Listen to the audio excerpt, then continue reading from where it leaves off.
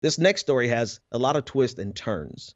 So I hope ask that you stay with me on it. Facebook announced on yesterday that they have pulled down approximately 32 campaigns that they consider to be inauthentic. Now, before I go any further, let's first talk about this word inauthentic because Facebook in their press release, they never defined inauthentic, nor did they define their methodology of determining what was inauthentic or not. Now, to be sure, we do have to be concerned with quote unquote Russian meddling or any other meddling that occurs from a foreign nation in our campaign, right? In our 2018 election cycle, Russians got involved in the 2016 election cycle. At this point, anyone who doesn't admit that is being absurd and ridiculous. But if we just throw a blanket statement out there and say Facebook and they have the arbitrary right, they have the right to just determine arbitrarily what is inauthentic or not without disclosing to the public their process and their methodology, that gives Facebook the ability to just blanket pull down anything that they want. Now, on any normal day, you will have conservatives making that argument that I just made because it's the truth. But you're not going to see people like Ben Shapiro, Sam Harris, and all of the free speech absolutists on the right talking about this in context of Facebook today because Facebook pulled down a majority of left leaning campaigns. Let's pull up a couple on the screen at this point. This is the first one from Resistors. History has shown that fascism must be stopped before it becomes too late. There was a Trump Nightmare Must End event scheduled for the November 4th. They pulled down this. They pulled down the next one, also from the Resistors, talking about Columbus Day, saying that millions of indigenous people died during the conquest of America. History is history. But if we want integrity and equality, we have to erase these bloody memories and start over. Congratulations to LA. Speaking of LA bringing down a Christopher Columbus statue. This last one is probably the most disturbing to me. This was an anti fascism protest scheduled for August 10th through August 12th in Washington, D.C., to push back and to counter protest against the Unite the Right rally that's scheduled in D.C. This is the second Unite the Right rally. The first one, if you recall, was back in Charlottesville a year ago when Heather Heyer was killed by Nazis. So these are the three campaigns that Facebook pulled down.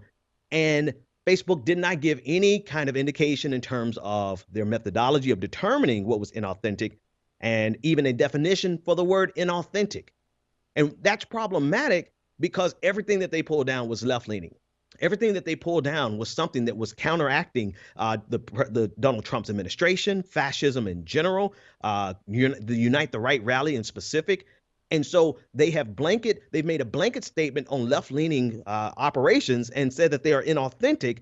And we're not going to hear a single word about this and from a free speech absolutist perspective that you would hear from anybody on the right. That's the hypocrisy that we see all of the time, but we still have to point this out. So long as the government or so long as corporations are operating in favor of conservatism, conservatives don't really care that is violating free speech as they define it, even though it's not a true violation of the First Amendment. But I digress. The point is that here we are with Facebook making these judgment calls without disclosing to the public what they are using or as a form of methodology or what are they using as a definition of inauthentic. And the organizers for the counter protest to the Unite the Right rally 2 have come out and they said that this is a legitimate rally. This was something that they planned. They are actually anti-fascist, and they are actually trying to go and protest against fascists who are marching in front of the White House. But Facebook has labeled them as inauthentic and have sent messages to the 600 people who replied saying that they were going to participate, saying that this was an inauthentic campaign and not something that they should attend. Now, again, let me reiterate, there has been meddling in our election. There continues to be meddling in our political process, but it exists in many forms. And before I move to this next point, I want to pull up this first quote from Facebook because I think it's important.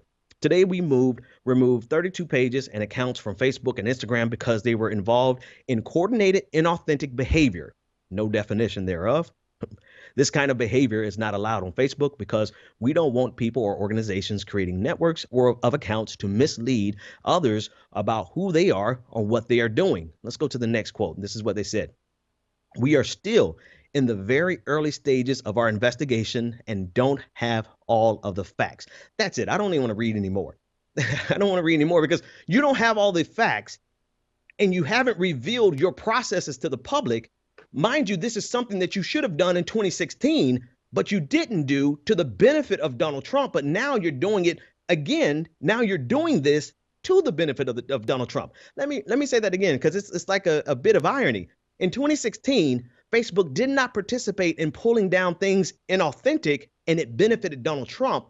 But now they're pulling down things without telling us, disclosing any type of methodology, without giving us even the definition of inauthentic.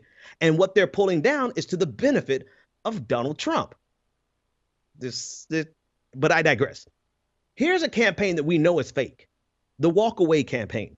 Hashtag walk away. It is a campaign that's coordinated by conservatives to make it look as though people, progressives, and particularly black people, are leaving the Democratic Party.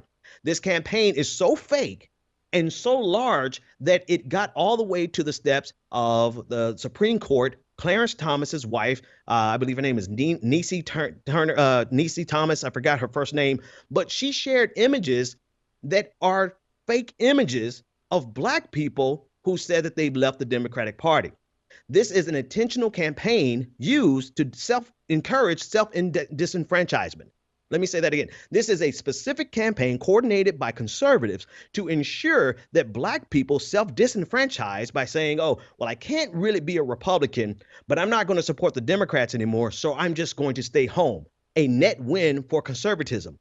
Also, this campaign it has come out that this campaign is being promoted by Twitter accounts, 600 Twitter accounts that have connections and ties directly to Russia. We don't know if it's the Russian government, but we know these accounts have their origins in Russia. They have been promoting the hashtag walk away. Now, combine the coordinated effort by Russians to make this campaign or to promote this campaign, and with the fact that they are spreading fake images of black people trying to encourage self-disenfranchisement. This is exactly the type of inauthentic campaign that Facebook should be pushing. But if you go to Clarence Thomas's wife's Facebook page right now, you'll see these images. Pull them up on your screen now. I walked away from the Democrats because when did it become acceptable to encourage the assassination of the president? Nobody's encouraged that. Call for the physical assault of the president? Nobody has encouraged that. Demand. And before I even finish reading it, this picture, she looks like such a sincere black woman. This is a stock photo. This is a stock image, and it's been proven that this is not a real person. Let's go to the next one. This is a meme of the New Jersey governor talking about sending illegal immigrants to college for free, which is taken out of context. And underneath it, you have this black guy who looks very seriously in deep thought. And he said, quote, "My wife and I both work full time and still cannot afford to send our own kids to college. What is wrong with this picture? Hashtag walk away." This guy is also from a stock photo. So Facebook, if you want to really be concerned about inauthentic and coordinated campaigns with possible ties to Russia, while you're pulling down real campaigns of left-leaning organizations who are fighting against fascism, you should take a look at the wife of the Supreme Court Justice Clarence Thomas and the Walk Away campaign, which is using fake images, fake stock images of black people and being promoted by accounts with direct ties to Russia. But those images have been up for over a week now, and here Facebook is worried about the anti-fascist rally in Washington, D.C. next week.